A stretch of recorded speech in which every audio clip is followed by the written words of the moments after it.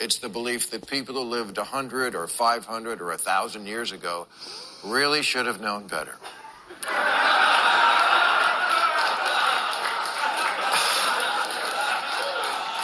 Which is so stupid. It's like getting mad at yourself for not knowing what you know now when you were 10. Stupid me, spending all that time raising sea monkeys and playing with slot cards and jerking off to a Playboy in the barn. Who doesn't have moments from your past that make you cringe? Who hasn't said, I can't believe I said that. I can't believe I wore that. I can't believe I thought that. I can't believe I did that. You ate dirt. You wanted to be a Ghostbuster. You shoplifted gum. You tried to be a white breakdancer. You...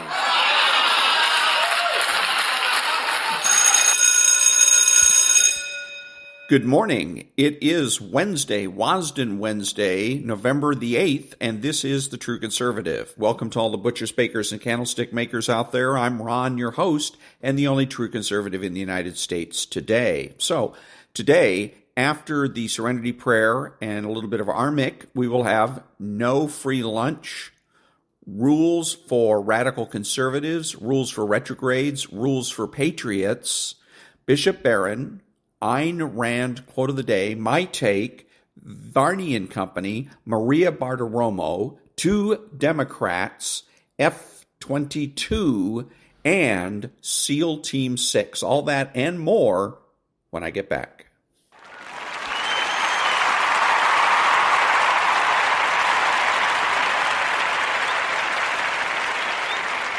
God, grant me the serenity to accept the things I shouldn't change, the courage to change the things I should, and the wisdom to know the difference.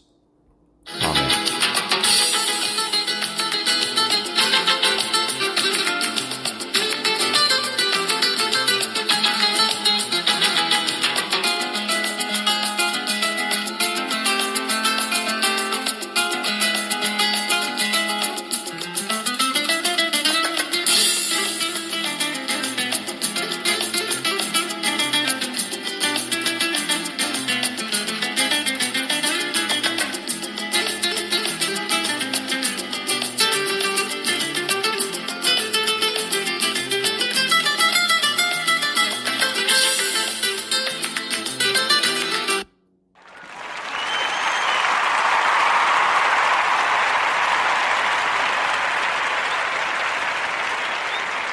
Thank you. And now there's no free lunch. 250 Economic Truths by David Bahnsen.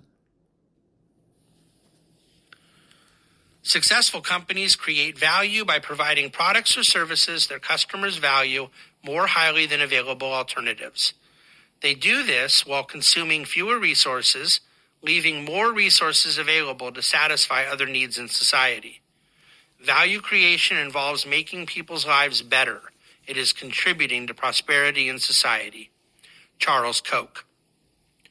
Our defense of free enterprise must always come from this sequence and explanation of objectives. The aim of value creation is serving others, because without the service of others, there is no value creation.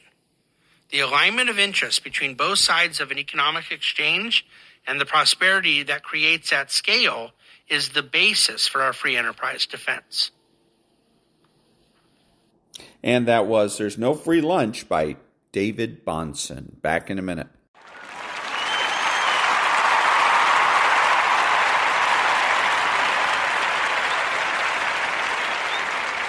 Thank you. And now, let's see, rules for radical conservatives. And then you can start building a really great society. The strategy to end poverty turned out to be essentially the same strategy perfected by our beloved Soviet Union, to bring down the rich to the level of the poor and make everyone equally miserable. Unless, of course, you're one of the big boys.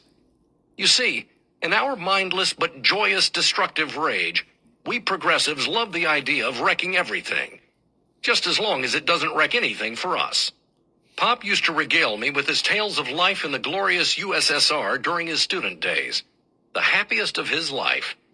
It was a time of comradeship and vodka, of beautiful Russian girls and more vodka, of Marxism-Leninism and still more vodka.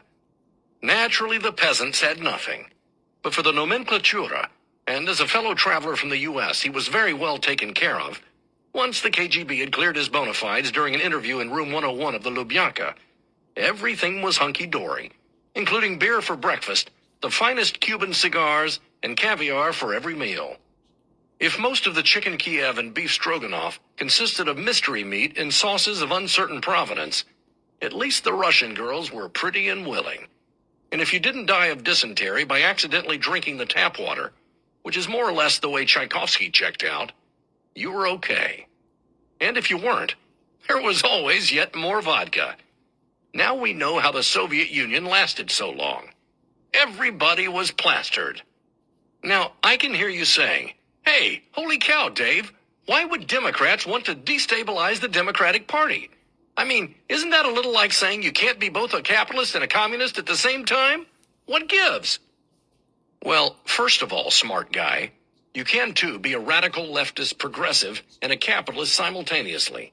Just look at George Soros. Or me, for that matter. Or lots of my friends. We devote our lives to the guilty cause of wealth accumulation, so we can then turn around and destabilize the very system that allowed us to make vast fortunes. Okay, so in my case, my fortune is nowhere near as vast as George's. But then, I went into the arts instead of specializing in undermining the currencies of entire nations. So, in order to alleviate our intense pangs of shame, while we buy a new Mercedes for cash, fund the Center for American Progress, and donate to the Democratic Party, we turn our self-loathing outward, onto society itself. I realize that most of you, like me, no longer believe in the fantasy of heaven and hell and God and Satan.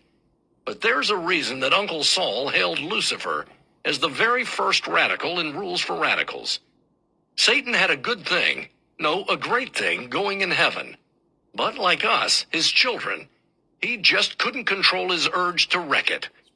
And so he did, winding up in a burning lake of fire, wondering what fresh hell was this, and vowing revenge on you-know-who.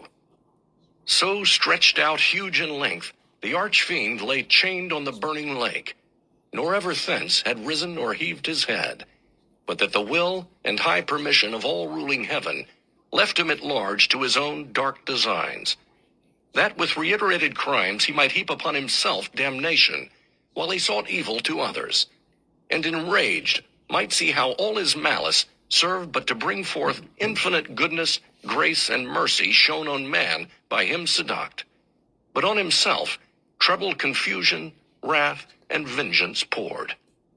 Sounds pretty good to me, almost as nice as Hallandale in the summer, but you get the picture. If dissent is the highest form of patriotism, and it always is when one of your guys is in power, then good old Satan has got to be reckoned a patriot. And when you've got a political party sitting right there in front of you, its internal contradictions, as we commies used to say, glaringly evident, what's a true patriot to do except to try to take it over, the way the Bolsheviks co-opted Kerensky, and then take the new, improved zombie party into the fight, knowing that most people would think it was just good old Fred, looking a little under the weather, instead of Fred the undead, wandering the world like Cain in Kung Fu, and looking for fresh, innocent brains to munch on. As I said earlier, think of us as cultural suicide bombers, which is why we are always in such a hurry to get into the temple, the church, the pizza parlor, even the mosque, and pull the pin on our exploding vests. We think of ourselves as Samson in the temple, wreaking havoc and revenge on Delilah and the Philistines.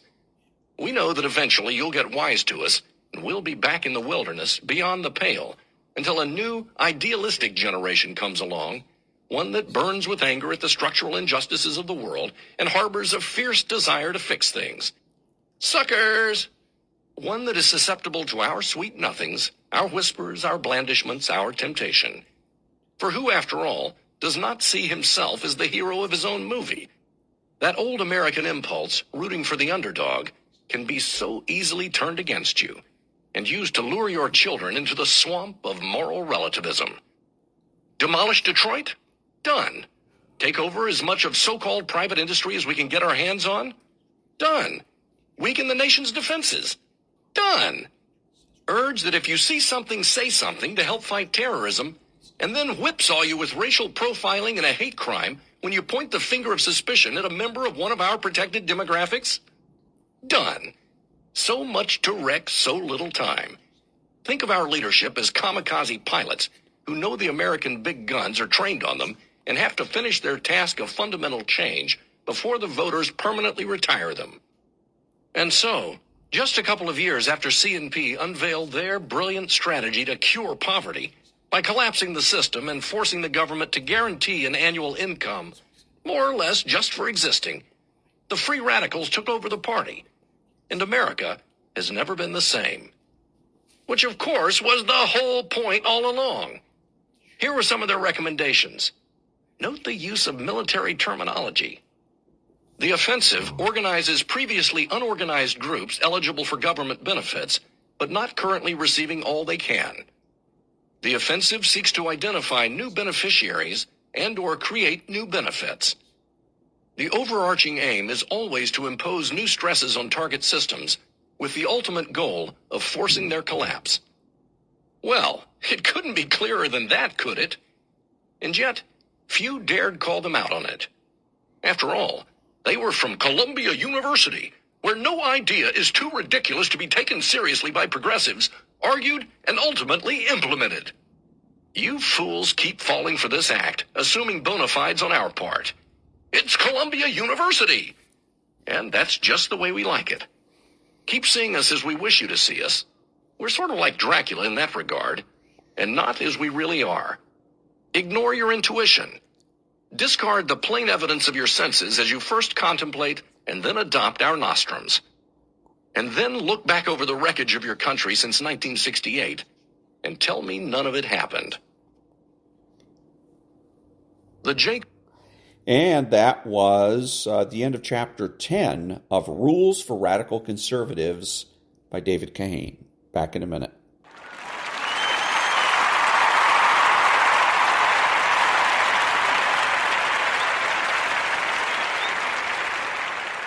Thank you. And now, Rules for Retrogrades. 40 Tactics to Defeat the Radical Left. Rule 15. There is no room for optimists in the retrograde camp. Optimism is voluntary self-deception. It's for this reason that Mark Twain once barbed, "The man who is a pessimist before 48 knows too much. If he is an optimist after it, he knows too little." Times are presently so dire, the fate of the West so truly hangs in the balance, that to survey our predicament with anything less than brutal candor is suicide. Necessity is so often the impetus for reform that if retrogrades are to have any chance of reforging the culture as a true Christian republic, militant optimism about the state of society will have to be jettisoned. Optimism mollifies and reassures. However, one would have to be borderline schizophrenic to assess the present cultural milieu and come away reassured. In the past half-century, we've witnessed, among other things, the universalization of abortion, the redefinition of marriage to include perverse sodomitical unions, the proliferation of drag queen story hours for children at public libraries, the pornographication of movies, television, and music, a mass exodus of mothers of minor-age children out of the home and into the workplace, a divorce rate that has spiked to over 50%, an out-of-wedlock birth rate that has spiked to 40%, a trend toward legalization of euthanasia, a steadily declining birth rate, a pop culture that extols drug use and fornication, the metastasization of the welfare state, the dawn of the age of bi-weekly mass shootings, the steady expansion of the powers of the federal government, the heyday of the regulatory bureaucracy, and the decline of the practice of Christianity. What is there to be optimistic about? Absolutely nothing. The man of acumen should be aghast. The medicine for our age is realism, nothing less. The retrograde must soberly survey the landscape, taking note of past losses and future vulnerabilities. Only then will he be able to begin addressing the crises hovering like albatrosses over the tempest-tossed seas of Western culture. Mod cons have all but succeeded in painting contrived optimism as a requirement for the moral man. It's a way to cast their cowardly refusal to fight necessary battles as a virtue rather than a vice. Don't be fooled. Optimism is every bit as much of an offense against truth as pessimism. It just happens to be better tolerated because it's couched in upbeat diction and because it's mistaken for charity by people of low intelligence. See the world as it is instead of how you want it to be, and you can make it as it ought to be. See the world how you want it to be instead of how it is, and it will remain how it shouldn't be. And that was Rules for Retrogrades, 40 Tactics to Defeat the Radical Left, and pessimistic, optimistic. What you really need to understand is that the universe is benevolent and success is to be expected. That's beyond optimism. Okay, a lot of people said Ronald Reagan was an optimist. No, Ronald Reagan knew that the universe was benevolent and that success is to be expected. That's the truth. Back in a minute.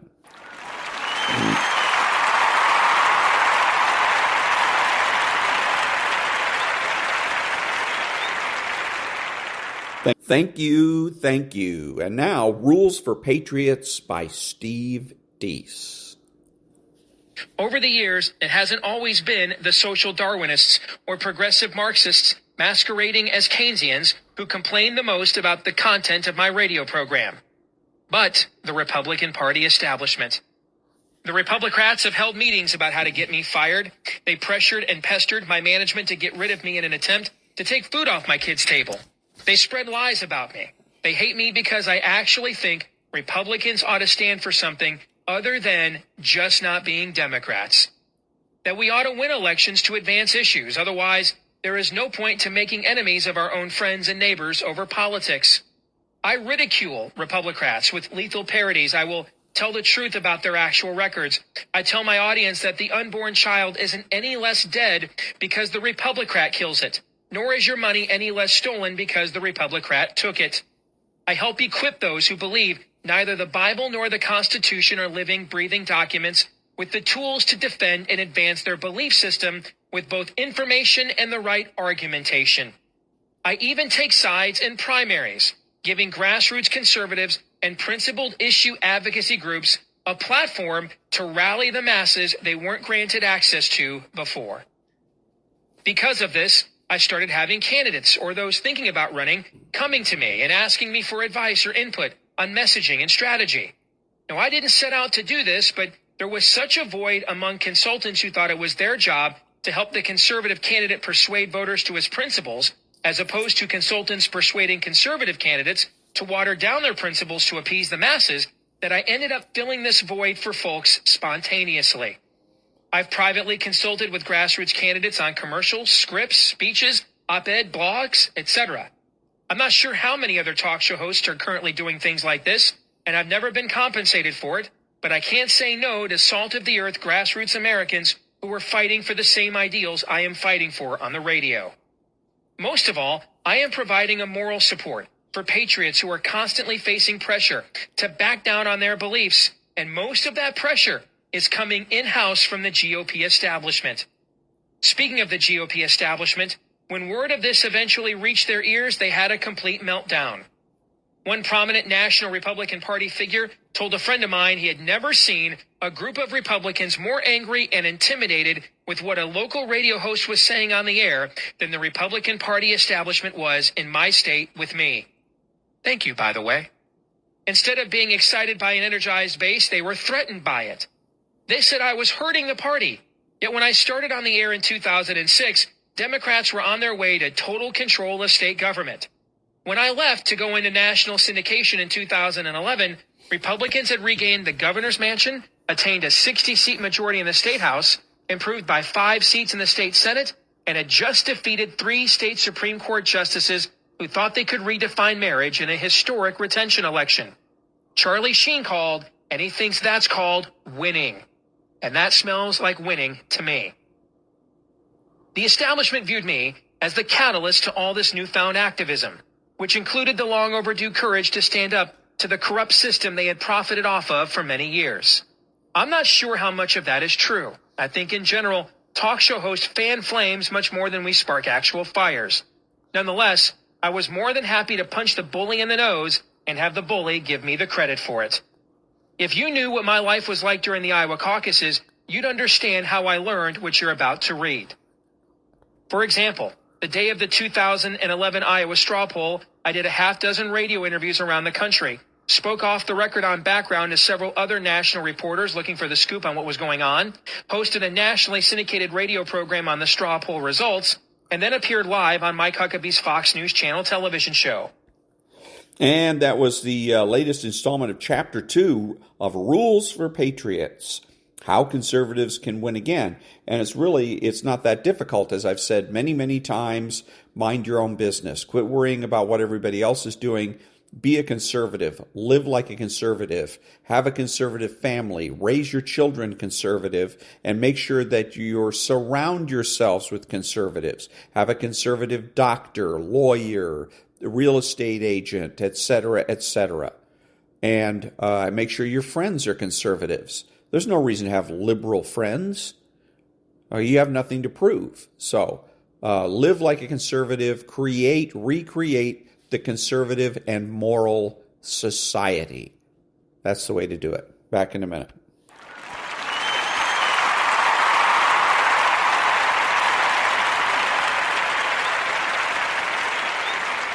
And now, Bishop Robert Barron. Do you know how our culture puts such a premium now on safety, doesn't it? Safe spaces and keeping us safe, and I'm being threatened, and that's threatening my safety. Well, look, I mean, I get it. We all want to be safe. It's a value.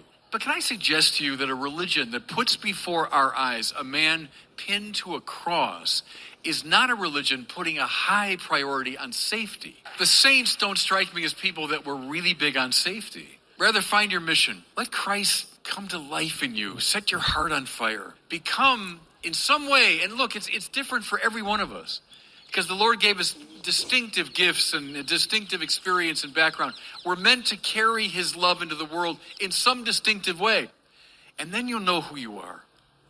Do your mission. You'll find joy, and you'll transfigure the world. And that was Bishop Robert Barron. Back in a minute.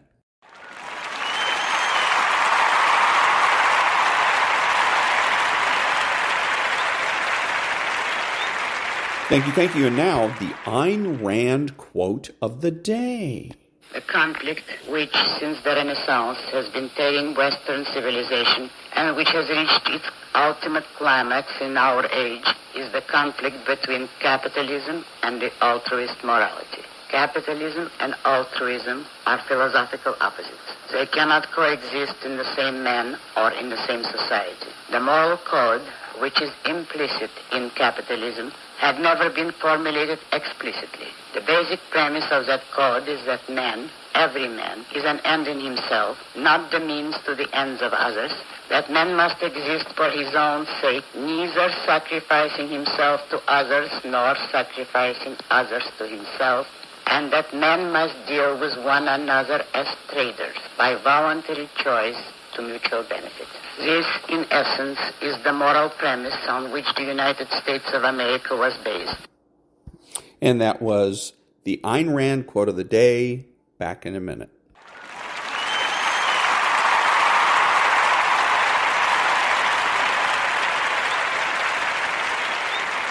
Thank you. And now, Stuart Varney's My Take. Markets, now this. 17 months ago, the Supreme Court turned the abortion issue over to voters. Well, the voters have spoken again. In the midterms of 2022 and the elections yesterday, abortion proved to be a winning issue for Democrats. In conservative Ohio, voters approved an amendment to the state's constitution guaranteeing access to abortion. In deep red Kentucky, the Democrat governor won re-election by attacking his opponent who wanted a near-total ban. And in Virginia, a crushing loss for Republicans. The Democrats made abortion rights a key part of their campaign. They took full control of the state legislature. Governor Youngkin campaigned on a ban after 15 weeks. His message was drowned out, and so were any immediate presidential ambitions he may have had. Tonight, the third Republican debate, and abortion will figure prominently. Ron DeSantis wants a ban after 6 weeks. He's kind of talked that back a little bit. Nikki Haley opposes abortion, but she said she doesn't want to vilify women or the doctors who perform them. Will they, can they change their positions to conform to the new abortion reality? That would be tough. And then there's 2024. After all the terrible polling numbers Biden received this week, there may be a sigh of relief. In yesterday's elections, abortion beat crime, the border, inflation, school choice, and the war. The Democrats' position, and presumably Biden's too, is unrestricted access. That now looks to be a plus. Trump has warned Republicans not to lock themselves into positions that are unpopular with the majority of voters. That now seems to be politically smart. But next year, there are 33 Senate races and 435 House races. In every single one of those elections, expect the Democrats to run hard on abortion rights. At this point, it is their only winning issue. Second hour of Varney, just getting started. So the thing that he doesn't talk about here, and well, first of all, is his own position on all of this stuff, what he thinks and what he feels about it. So in case anybody hasn't figured it out, I'm anti-abortion, period. So what he hasn't talked about, though, is who it is that voted for all these ballot measures and voted for the governor and et cetera. It is Republican men. Republican men crossed over and either went ahead and, well, in the case of the ballot measure, you don't have to, that's not a, you don't have to register as a Democrat to vote in favor of that. So I'm sure when you look at the statistics, it's going to show that Republican men overwhelmingly are the ones that supported the measure and put it over the top, and that Republican men voted for that governor because it is Republican men, that's the dirty little secret, Republican men that are keeping abortion afloat. It is the Karl Roves and the Newt Gingriches of the Republican Party that are making sure that abortion stays legal and available for them. They don't give a damn about women. It's not about women's health. It's about them being able to drop their pants and get their freak on and operate, so to speak, with impunity. So that's the thing that has to happen. We got to get the Republican Party unified on this particular issue, and that means that the people that are pro-abortion have got to go. They've got to either change their minds and get their minds right on abortion, or go be a Democrat and get out, because we just can't have this anymore. This is ridiculous. So, so they have to be called out. Don't let them fool you. Well, I'm 15 weeks this or whatever. There's no moderate position on abortion. You're either pro or anti. Both Newt Gingrich and Karl Rove have shown themselves to be pro-abortion. Every person, I'm calling on every single talk show host to confront Newt Gingrich and Karl Rove. And when you're interviewing them, ask them flat out, what is your position on abortion? Are you pro or anti? And don't accept any kind of waffly middle-of-the-road answer, because there is no middle of the road on abortion. Once the Republican Party has got its act together, then we can be unified, and then we can be a force, a political force, for getting rid of abortion in this country. Back in a minute.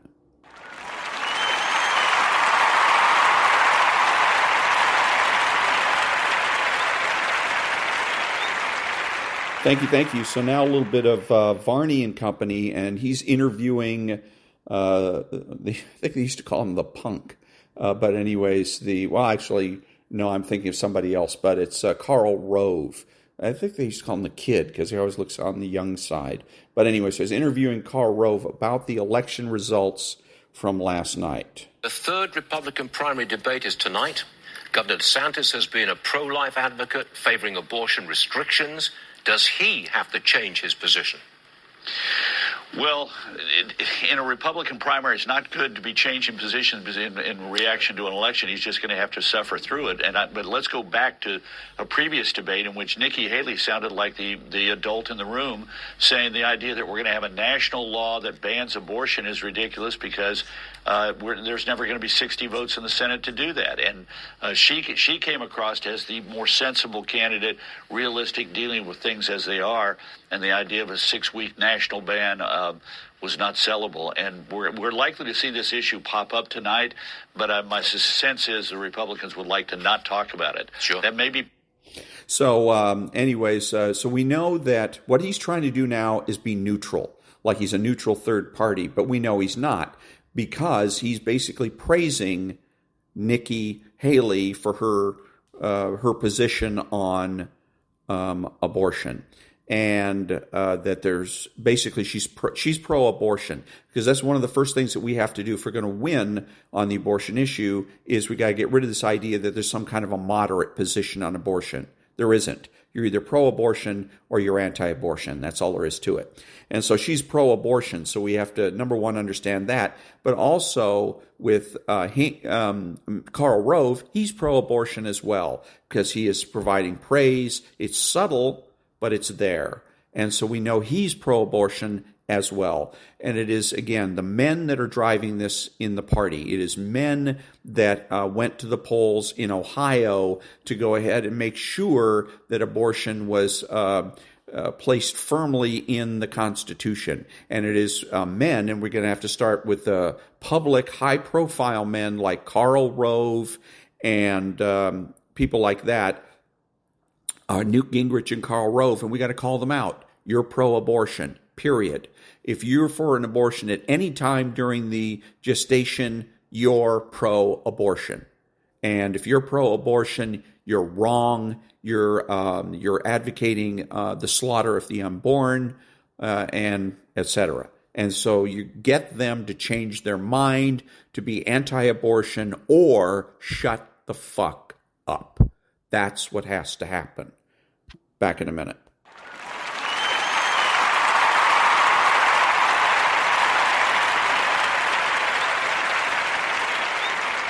Thank you. So this is Maria Bartiromo with the ultra horny Newt Gingrich, and they're talking about the results of the elections and abortion as it applies to elections past and future.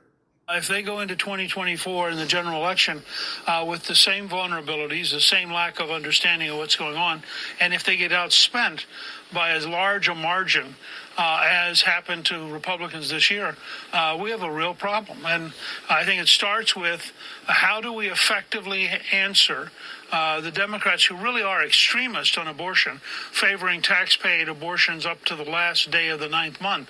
And yet they managed to push the Republicans into being the extremists.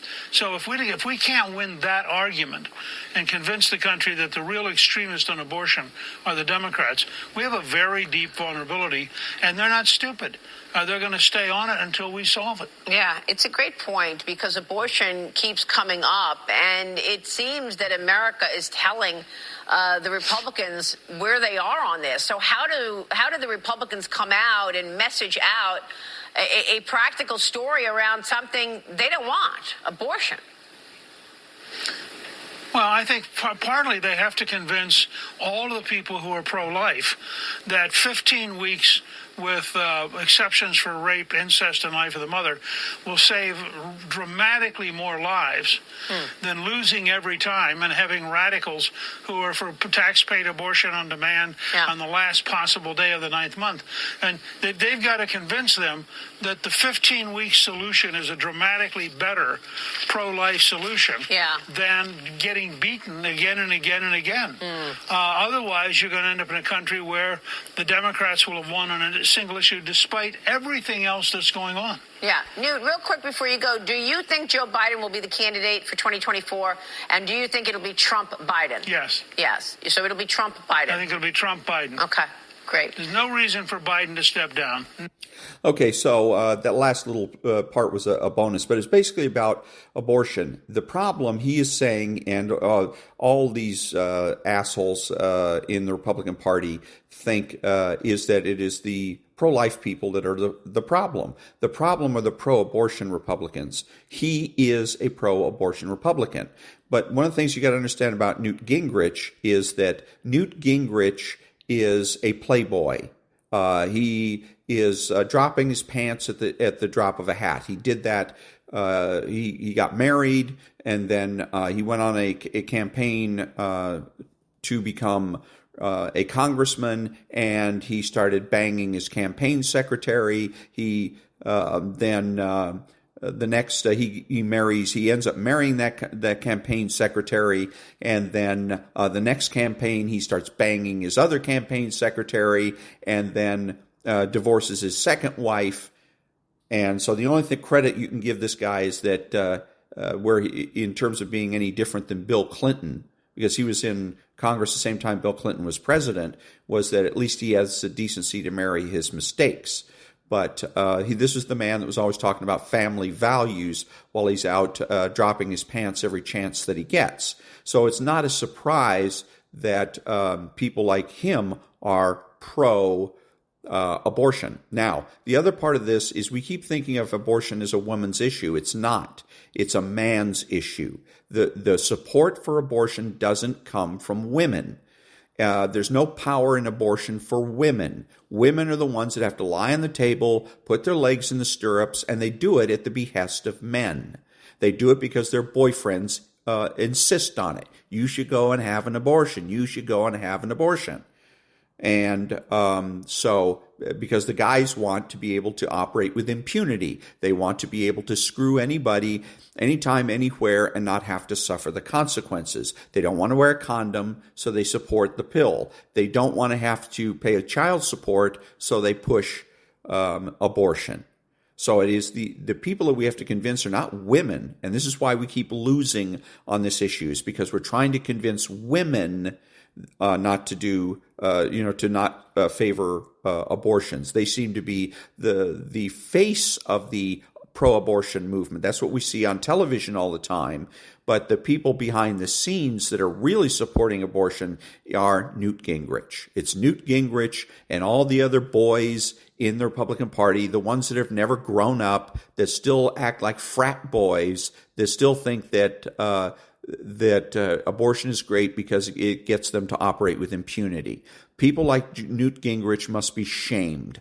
We must shame them until they either change their mind or they shut the fuck up. That's the way to win. Back in a minute.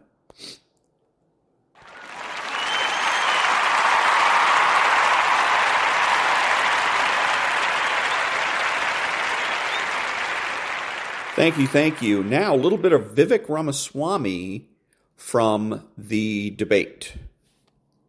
Why should you be the nominee and not the former president? I think there's something deeper going on in the Republican Party here, and I am upset about what happened last night.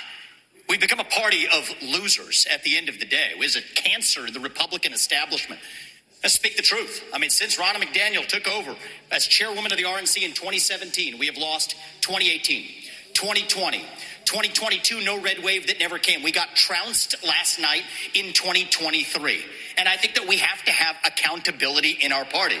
For that matter, Ron, if you want to come on stage tonight, you want to look the GOP voters in the eye and tell them you resign, I will yield my time to you. And frankly, look, the people there cheering for losing in the Republican Party. Think about who's moderating this debate. This should be Tucker Carlson, Joe Rogan, and Elon Musk. We'd have 10 times the viewership, asking questions that GOP primary voters actually care about and bringing more people into our party. You think the Democrats, and we've got Kristen Welker here, do you think the Democrats would actually hire Greg Gutfeld to host a Democratic debate? They wouldn't do it. And so the fact of the matter is, Kristen, I'm going to use this time because this is actually about you in the media and the corrupt media establishment.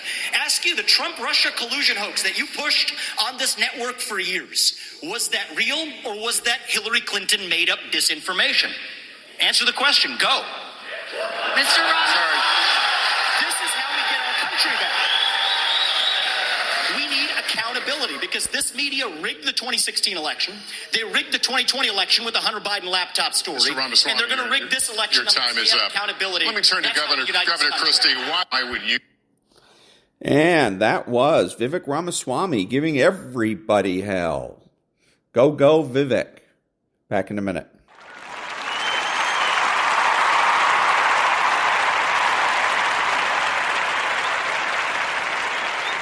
Thank you. So, message to all Democrats, you need to vote Republican. And you need to vote Republican because we don't hate Jews. Matter of fact, we don't hate anybody. Back in a minute.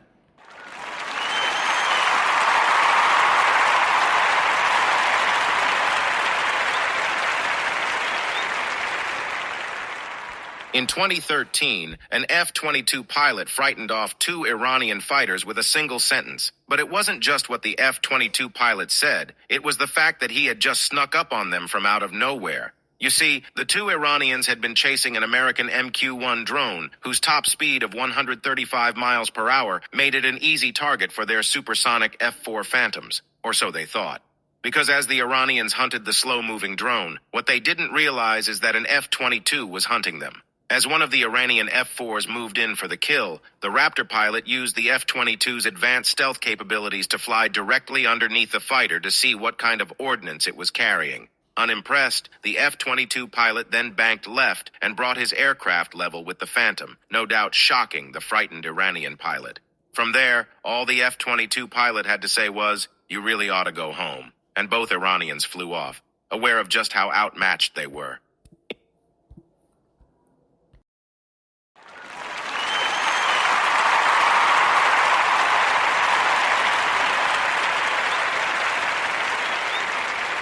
Thank you. And now, SEAL Team 6. As I would personally find out later. September 17th, 1993. The next day, Casanova and I climbed up to the top of the Pakistani tower and relieved Little Big Man and Sourpuss. They had observed Otto for 3 hours at his garage. A CIA asset had to go inside the garage and verify that the person was indeed Otto before we launched the full package. At least 100 men, including a Humvee blocking force, Little Birds with Delta snipers, and Blackhawks with Rangers and Delta operators. To signal us our asset would walk to the middle of the garage area, remove his red and yellow cap with his right hand, and walk around. Casanova and I would then call in the full package, an enormous responsibility for 2 enlisted men. We found out that Otto would have a meeting in his garage the next day at 0730. Our HUMINT was amazing, telling us exactly when and where a meeting would be taking place for Otto. Unfortunately, we couldn't acquire that kind of intel for ID'd as we had before. Delta launched on the radio station to capture ID'd, but hit another dry hole. That evening, Casanova stayed in the tower while I snuck over to the edge of the Pakistani compound and looked over the wall at the adjacent Save the Children house. There was just too much activity going on in the dark of early morning and night. Later, HUMINT sources told us that one of the Somali drivers secretly used the trunks of the cars to transport weapons and ammunition, including mortar rounds. Flying the Save the Children flag on their vehicle, they could drive through almost any roadblock unchecked. I don't think that the people at the Save the Children compound knew the drivers were using their vehicles in this way, but it answered a lot of questions for us about equipment and ammo transportation.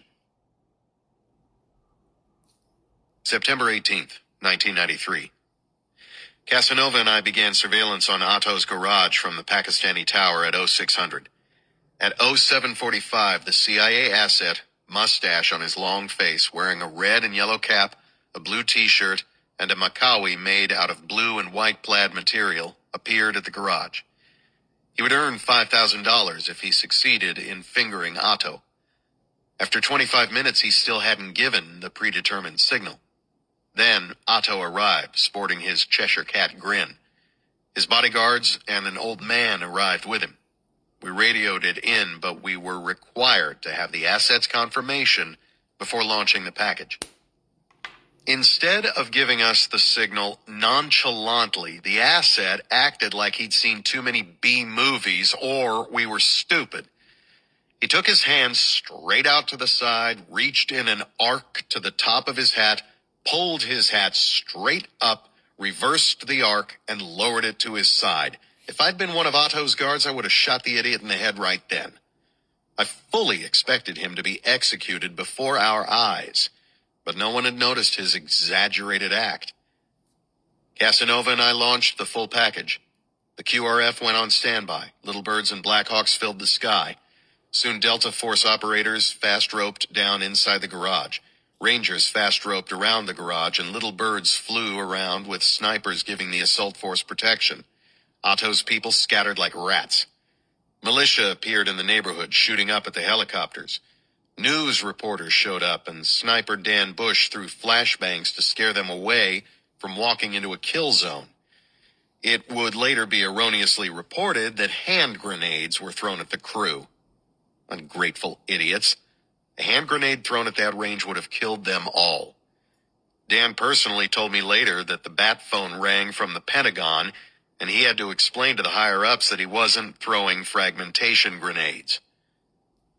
Having crawled over the ledge of a retaining wall and out to the lip of our 6-story tower, I lay prone, 4 rounds loaded in my Win Mag, with a 5th in the chamber.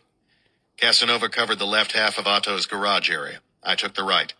Through my loopholed 10-power scope, I saw a militiaman 500 yards away firing through an open window at the helos. I shot him in the chest.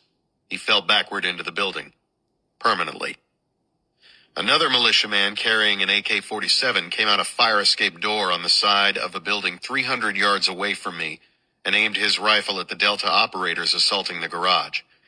I shot him through his left side, and the round exited his right. He slumped down onto the stairs, never knowing what hit him. About 800 yards away, a guy popped up with an RPG launcher on his shoulder, preparing to fire at the helicopters. It was too time-consuming to keep adjusting my scope for the distance to each target. I dialed in at 1,000 yards. I could mentally calculate the distances under that, but I forgot to physically make the adjustment on the mil dots. Putting the crosshairs on Mr. RPG's upper sternum, I squeezed the trigger. The bullet hit him right underneath his nose. People picture that when a guy gets shot, he flies backward, but the opposite is often true. The bullet penetrates at such a high velocity that it actually pulls the man forward as it goes through, causing him to fall on his face. This militiaman pulled the trigger of the RPG as he fell forward, firing it straight down into the street below. Boom. Hovering overhead in the Little Birds, Delta snipers saw me make the shot. Minutes later, one of the choppers buzzed our tower. "Hell yeah!" the snipers yelled, giving me the thumbs up. I was glad Casanova and I had been lying prone, because the wind blast of the sniper's chopper came close to blowing us off our 6-story tower. Delta took 15 prisoners, but the Rangers and the Humvees hadn't arrived in time to secure the area by cordoning off vehicle and foot traffic. Otto had exchanged shirts with one of his lieutenants and walked out the back of his garage, slipping away. September 19th, 1993. In the dark hours of morning, I woke up to the QRF pulling a raid on houses 500 yards north of our position. The QRF took small arms fire and RPGs. ID's militia chose the wrong convoy to fire on that morning. From the tower with my night vision, I had an excellent view of the enemy. I picked up the radio mic and vectored helo fire to the source of ID's militia. The QRF helo showered down 50 caliber and 40 millimeter rounds, and QRF ground forces assaulted so heavily that the sky vibrated and the earth shook.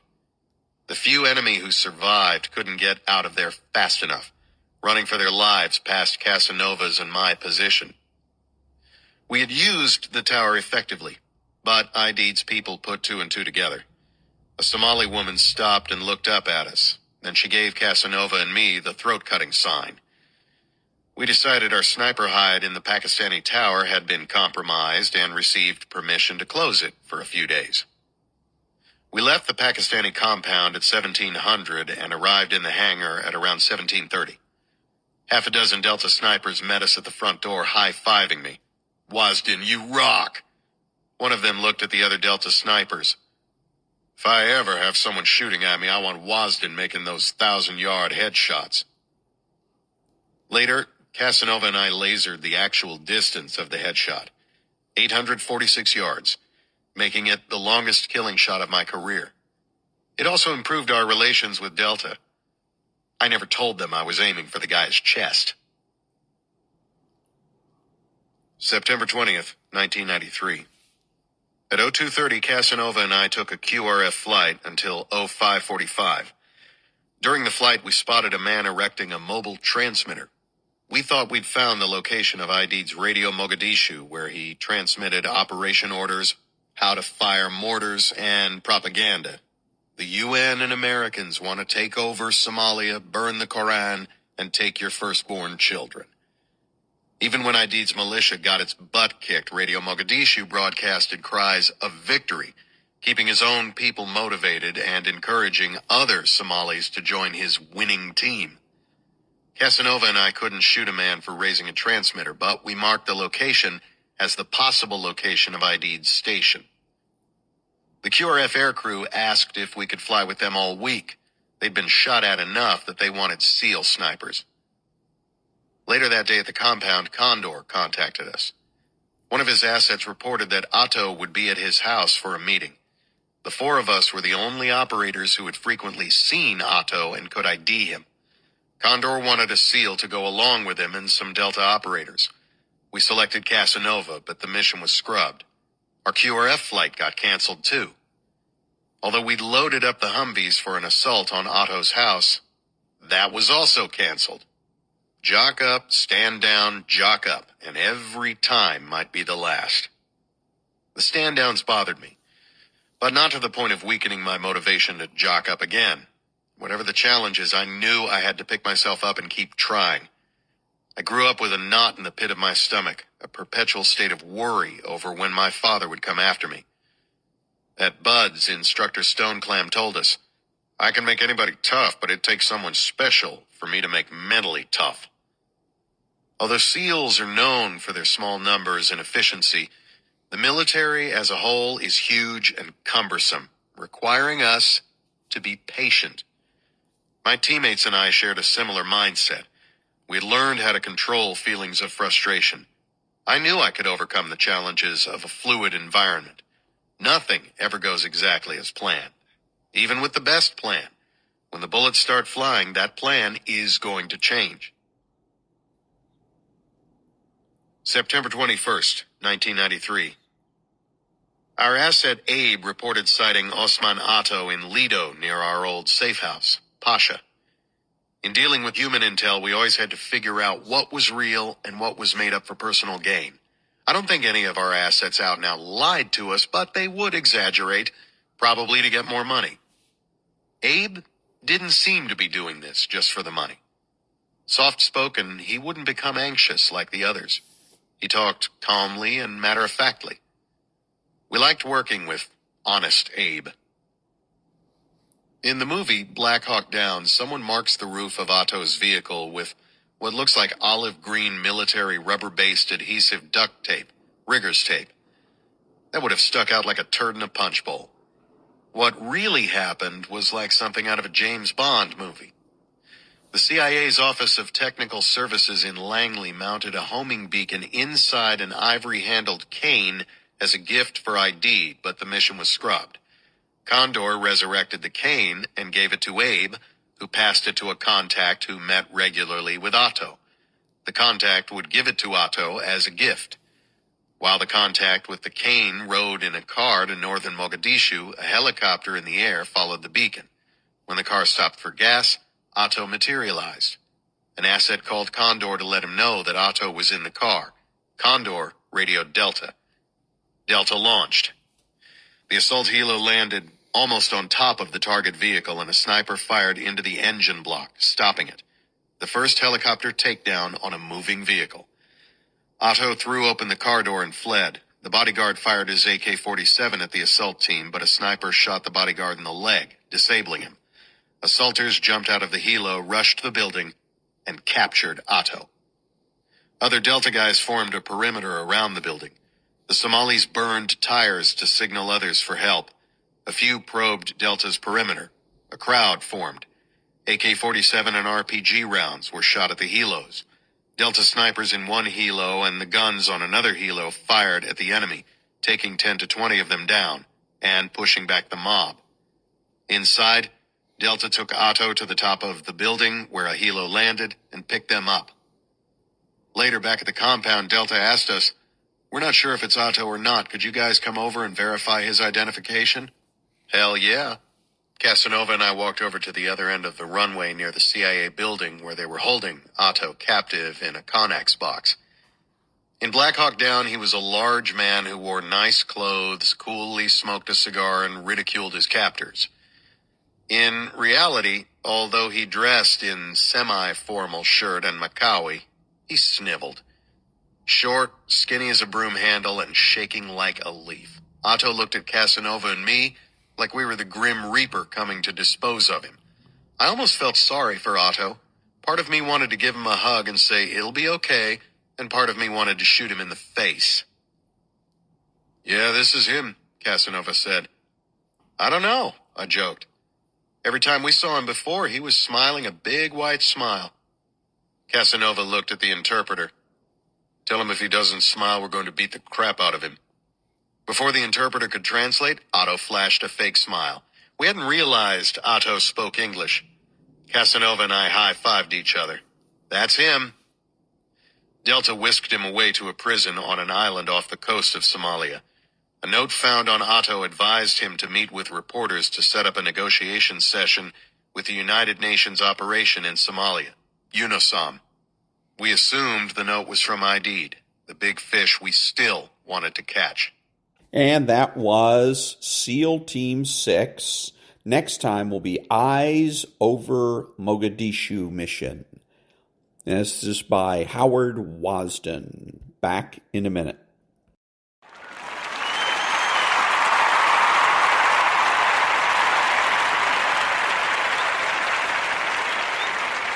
Thank you. This is Ron, your host, the only true conservative in the United States today, bidding adios to all the butchers, bakers, and candlestick makers out there, and reminding you to be honest, smart, and beautiful, and remember that the left has no authority, no power, and they can't win.